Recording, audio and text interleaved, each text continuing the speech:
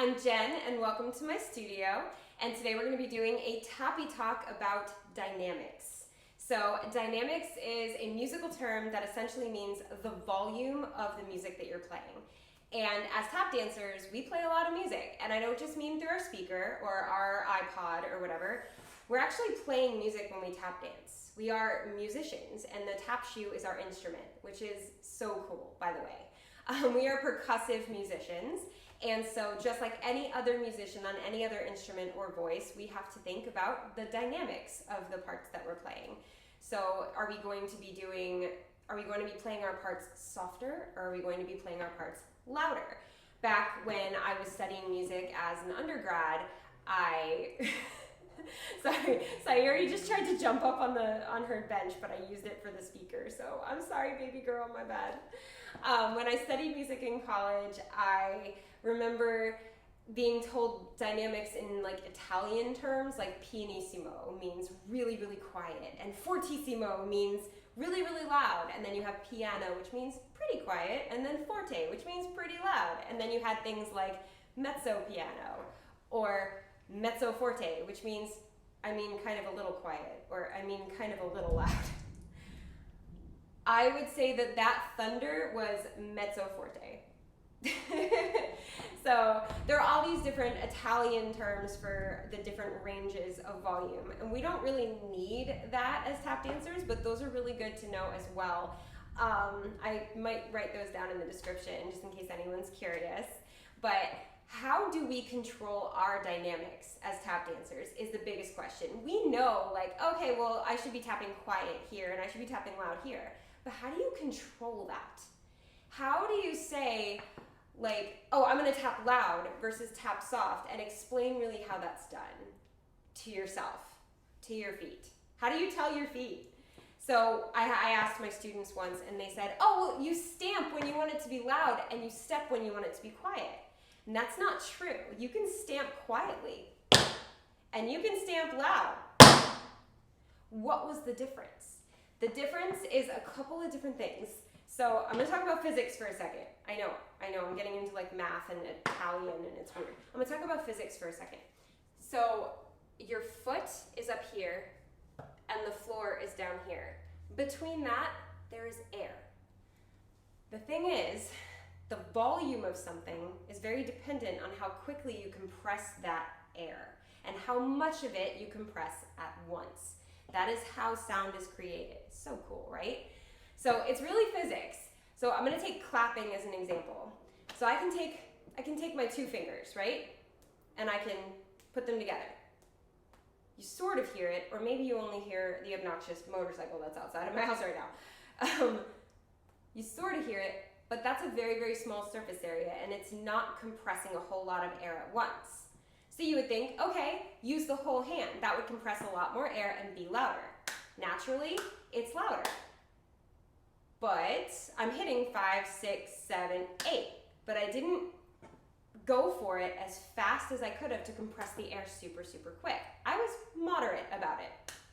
5, 6, 7, 8. 1, 2, 3, 4. You see how soft I'm hitting? The softness is because of how soft my approach is, not just how soft I'm hitting it. You can also hit it harder, but how do you hit it harder? You attack it faster. It doesn't make me hit the note any quicker. It doesn't make me go 5, 6, 7, 8. I chose to go on that note. 5, 6, 7, 8. It was louder.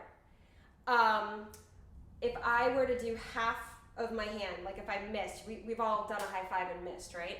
It's like that. It doesn't make as loud of a sound as that. Okay, I will stop clapping in y'all's faces now.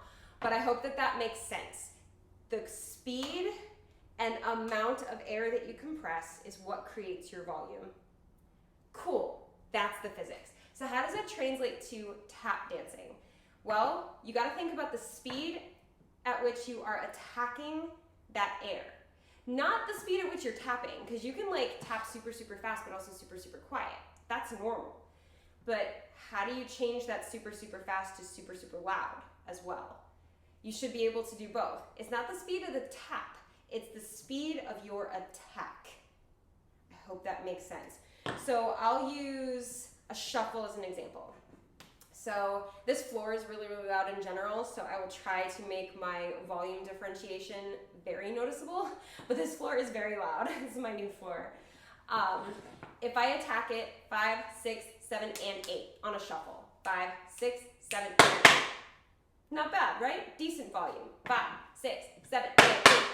But if I attack that a little bit quicker, if I create more space, or if I just hit it a little bit quicker, it's a lot louder. 5, 6, 7, 8. That was so much louder. I didn't change the speed at which I tapped.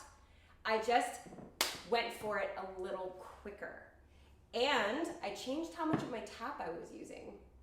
That's the other thing. If you use just the corner of your tap, 5, 6, 7, and 8, it creates a different timbre, which I can talk about in another video. If you'd like me to do a whole video on like the different musical terms, I can totally do that. 5, 6, 7, and 8. Not as loud. Versus if you use the whole tap, 5, 6, 7, 8. Whoa, such a volume difference, right?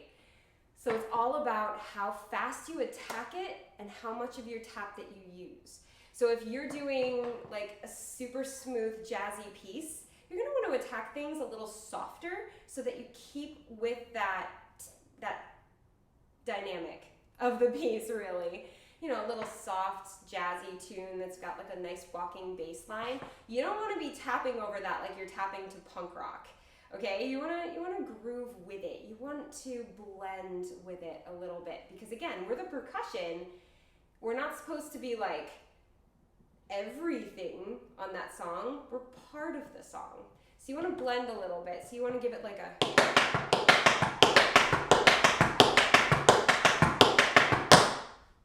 cool, just a nice moderate volume. Versus if I'm tap dancing to like Blink 182 or Green Day, I'm gonna want to give it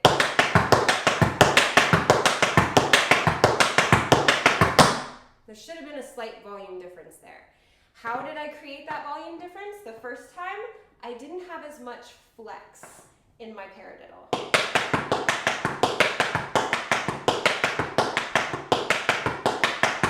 So now I'm going to change it to include more of a flex, just a tiny bit more, so that there's more air on that spank.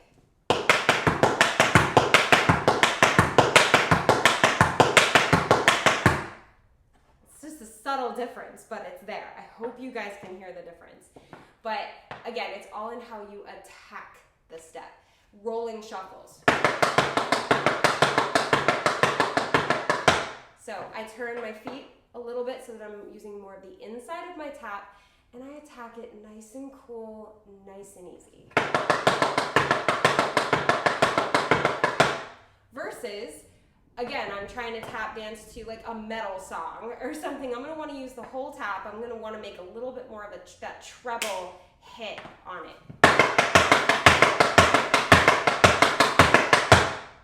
So it has a lot more volume. You know what else changed volume? My step, the bass note,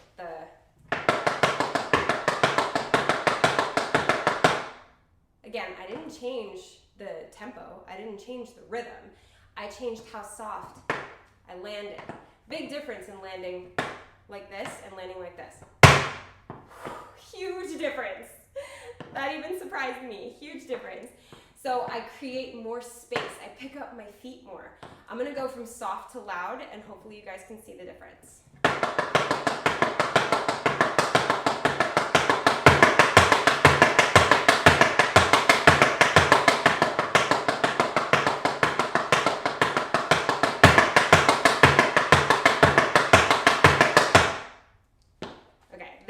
More than anything, showed the biggest difference, and I hope that that helps you guys learn how to control your dynamics. Changing what part of the tap you're using, how much of the tap you're using, and how you attack the step. That's how you modify your dynamics. It's how you can go from, I don't know that taps could ever go pianissimo. I don't think we ever get there. Depending on the floor. Definitely not this one. This one's too powerful. But we can go from like mezzo piano to definitely fortissimo, which is MP to FF, in case you've ever seen that in the bottom of music, which I guess I should have done it this way, my bad. But yeah, so I hope that this helped you. to you guys. I love music theory a lot, so I'm always willing to do videos on musical terms and how it fits with tap dance. This was a requested topic, by the way. I know one of you guys asked for dynamics, and I'm like, oh, I should talk about that. So hopefully you guys enjoyed this Tappy Talk. If you're not already subscribed to this channel, hit that subscribe button and join the Tap fam. I've got Tappy Talks vlogs just like this, but more than anything, I've got free tap dance tutorials. I teach you technique exercises, steps, choreography, all kinds of fun stuff, and it's all free for you guys. I love being your YouTube tap teacher. Hit that thumbs up if you enjoyed this video and if you enjoy free tap dance lessons at all. So hit that thumbs up, because who doesn't enjoy free tap dance lessons? Like, why not? I love being able to do what I love and sharing it with you every single day. I do put out new videos every week, at least 3 times a week, so this channel is always gonna have something new for you to learn. And yeah, I hope you guys enjoyed this, and as always, thank you for dancing with me.